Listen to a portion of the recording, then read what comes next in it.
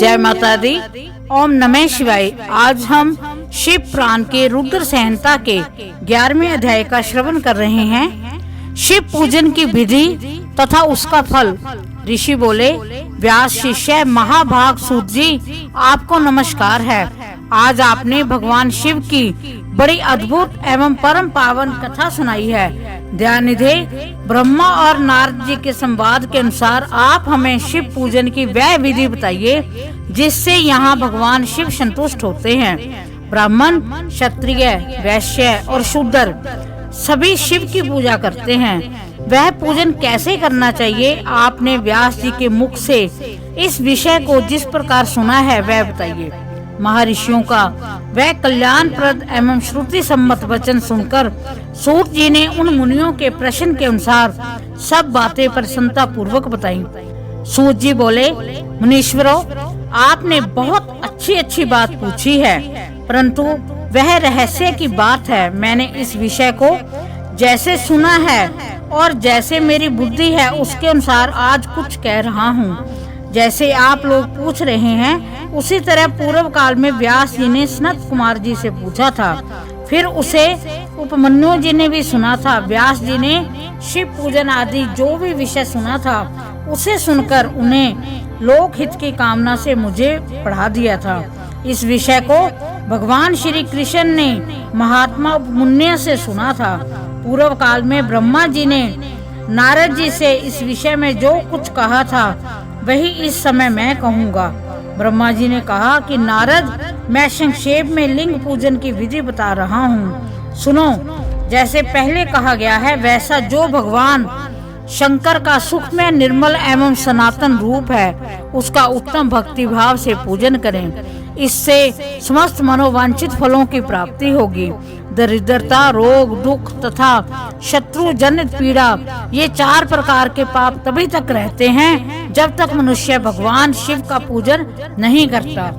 भगवान शिव की पूजा होते ही सारे दुख विलीन हो जाते हैं और समस्त सुखों की प्राप्ति हो जाती है। तत्पश्चात समय आने पर उपासक की मुक्ति भी होती है। जो मानव शरीर का आश्रय लेकर मुख्यतः संतान सुख की कामना करता है उसे चाहिए कि वह संपूर्ण कार्य और मनोरथों के साधक महादेव जी की पूजा करे। ब्राह्मण, क्षत्रिय, वैश्य और शूद्र भी संपूर्ण कामनाओं तथा प्रयोजनों की सिद्धि के लिए क्रम से विधि के अनुसार भगवान शंकर की पूजा करे।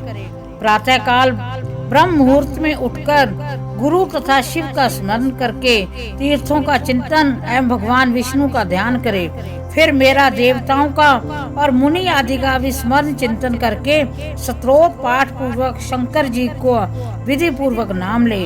उसके बाद शैया से उठकर निवास स्थान से दक्षिण दिशा में जाकर मल त्याग करे।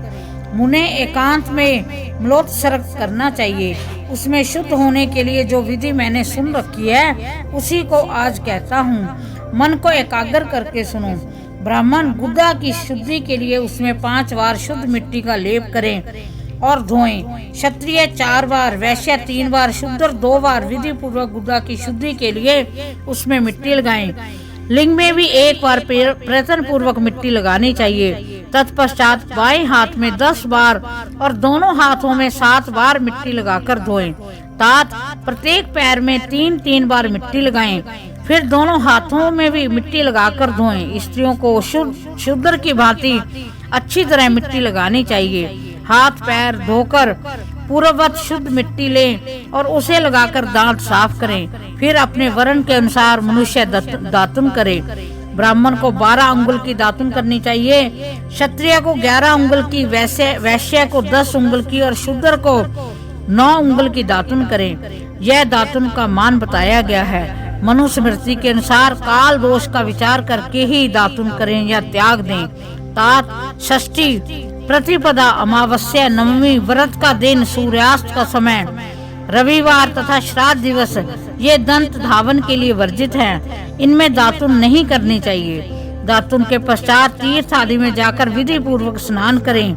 विशेष देश काल आने पर मंत्र उच्चारण पूर्वक स्नान करना उचित है। स्नान के पश्चात पहले आचमन करके वह धुला हुआ वस्त्र धारण करें। फिर सुंदर एकांत स्थल में बैठकर संध्या विधि का अनुष्ठान करें। यथा योग्य संध्या विधि का पालन करके पूजा का कार्य आरंभ करें। मन को सुस्थिर करके पूजा गृह में प्रवेश करें। वहां पूजन सामग्री लेकर सुंदर आसन पर बैठें। पहले न्यास आदि करके क्रमश महादेव जी की पूजा करें। शिव की पूजा से पहले गणेश जी की, द्वारपालों की और दिक्पालों की भी भली भांति पूजा करके पीछे देवता के लिए पीठ स्थान की कल्पना करें अथवा अष्टदल कमल बनाकर पूजा द्रव्य के समीप बैठें और उस कमल पर ही भगवान शिव को समासीन करें। तत्पश्चात 3 आचमन करके पुनः दोनों हाथ धोकर 3 प्राणायाम करके मध्यम प्राणायाम अर्थात कुंभक करते समय त्रिनेत्रधारी भगवान शिव का इस प्रकार ध्यान करें। उनके 5 मुख हैं, 10 भुजाएं हैं, शुद्ध स्फटिक के समान उज्जवल कांति है। सब प्रकार के आभूषण उनके श्री अंगों को विभूषित करते हैं तथा वह व्याघ्र चर्म की चादर ओढ़े हुए हैं। इस तरह ध्यान करके ये भावना करें कि मुझे भी इनके समान ही रूप प्राप्त हो जाए। ऐसी भावना करें कि मनुष्य सदा के लिए अपने पाप को भस्म कर डाले।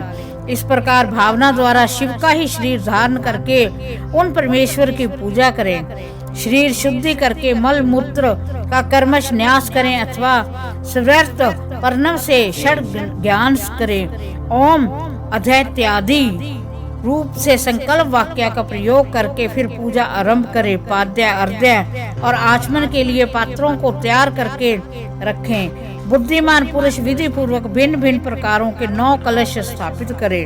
उन्हें कुशाओं से ढक कर रखे। कुशाओं से ही जल लेकर उन सब का प्रोक्षण करें। तत्पश्चात उन सभी पात्रों में शीतल जल डालें। फिर बुद्धिमान पुरुष देखभाल कर प्रणव मंत्र के द्वारा उनमें निम्नांकित द्रव्यों को डाले। खस और चंदन के पाद्य पात्र में चमेली के फूल, शीतल, चीनी, कपूर, बड़की, जड़ तथा तमाल इन सब को यथोचित रूप से कूट पीस कर चूर्ण बना लें और आचमनीय के पात्र में डालें। इलायची और चंदन को तो सभी पात्रों में डालना चाहिए। देवादिदेव महादेव जी के पार्श्व भाग में नंदीश्वर का पूजन करें। गंध, धूप तथा भांति भांति के दीपों द्वारा शिव की पूजा करें। फिर लिंग शुद्धि करके मनुष्य प्रसन्नता पूर्वक मंत्र समूहों के आदि में प्रणव और अंत में नमः पद जोड़कर उनके द्वारा इष्ट देव के लिए यथोचित आसन की कल्पना करें। फिर प्रणव से पद्म आसन की कल्पना करके ये भावना करें कि इस कमल का पूर्व दल साक्षात अनिमा नामक ऐश्वर्य रूप तथा अविनाशी है, दक्षिण दल लघ्मा है, पश्चिम दल महिमा है। फिर प्रणव से पद्म आसन की कल्पना करके यह भावना करें कि इस कमल का पूर्व दल साक्षात अनिमा नामक ऐश्वर्य रूप तथा अविनाशी है, दक्षिण दल लघ्मा है, पश्चिम दल महिमा है, उत्तर दल प्राप्ति है, अग्नि कोण का दल प्राकमय है, नेत्र कोण का दल ईशितव है, वायव्य कोण का दल वशितव है, ईशान कोण का दल सर्वज्ञतव है और उस कमल की कर्णिका को सोम कहा जाता है। सोम के नीचे सूर्य है, सूर्य के नीचे अग्नि है और अग्नि के भी नीचे धर्म आदि के स्थान हैं। कर्मश ऐसी कल्पना करने के पश्चात चारों दिशाओं में अव्यक्त महतत्व अहंकार तथा उनके विकारों की कल्पना करें। सोम के अंत में स्तव, रज और तम इन तीनों गुणों की कल्पना करें। इसके बाद सदो जातम प्रपधामिम इत्यादि मंत्र से परमेश्वर शिव का आवाहन करके ओम वामदेवाय नमः इत्यादि वामदेव मंत्र से उन्हें आसन पर विराजमान करें। फिर ओम तत्पुरुषाय विद्महे इत्यादि रुद्र गायत्री द्वारा इष्ट देव का सानिध्य प्राप्त करके उन्हें अघोरे व्योथत इत्यादि अघोर मंत्र से वहां निरुद्ध करें। फिर ईशान सर्व विद्या नाम इत्यादि मंत्र से आराध्य देव का पूजन करें। पाद्य और आचमनीय अर्पित करके अर्घ्य दें। तत्पश्चात गंध और चंदन मिश्रित जल से विधि पूर्वक रुद्रदेव को स्नान कराएं। फिर पंच गव्य निर्माण की विधि से 5 द्रव्य की एक पात्र में लेकर प्रणव से ही अभिमंत्रित करके उन मिश्रित गव्य पदार्थों द्वारा भगवान को नहलाएं। तत्पश्चात पृथक पृथक दूध, दही, मधु, गन्ने के रस, घी से नहलाकर समस्त अभिष्टों को दाता हितकारी पूजने महादेव जी का प्रणव के उच्चारण पूर्वक पवित्र द्रव्यों द्वारा अभिषेक करें। पवित्र जल पात्रों में मंत्र उच्चारण पूर्वक जल डालें। डालने से पहले साधक सफेद वस्त्र उस जल को यथोचित रीति से छान ले।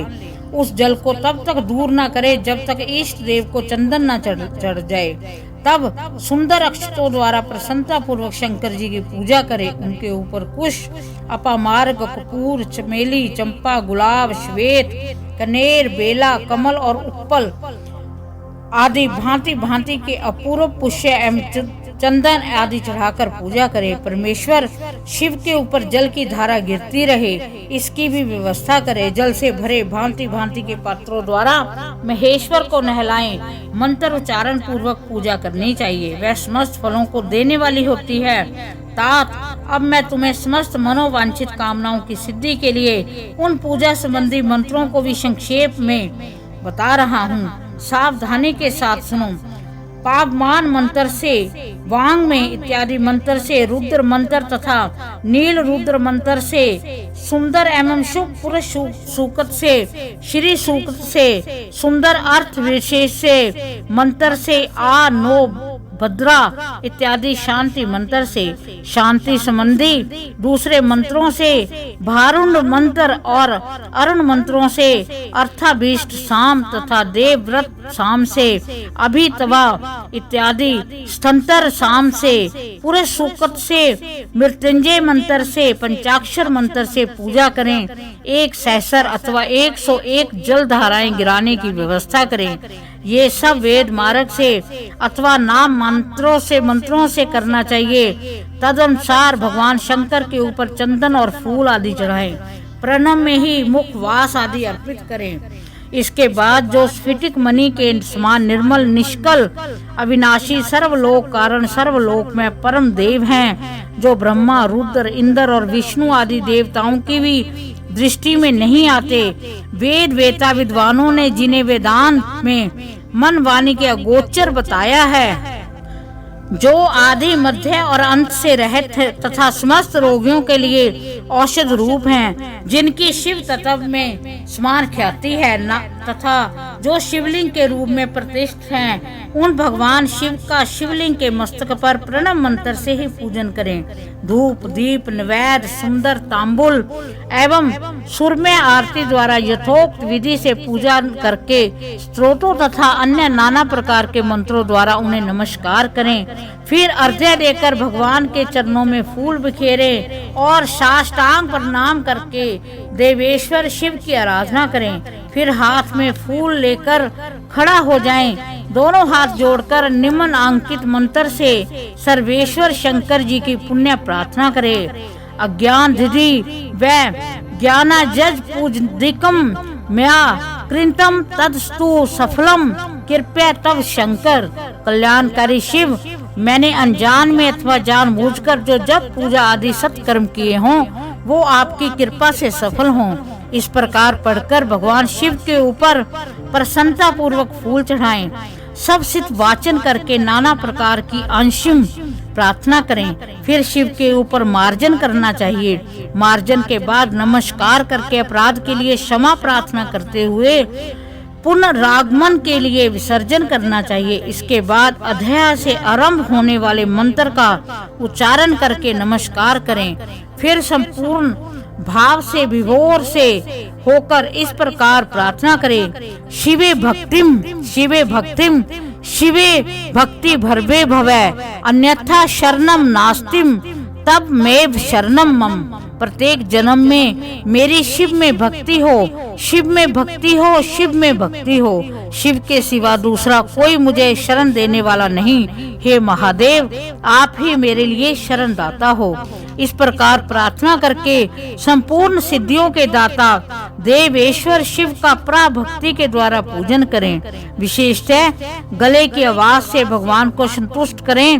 फिर सपरिवार नमस्कार करके अनुपम प्रसन्नता का अनुभव करते हुए समस्त लौकिक कार्य सुख पूर्वक करता रहे।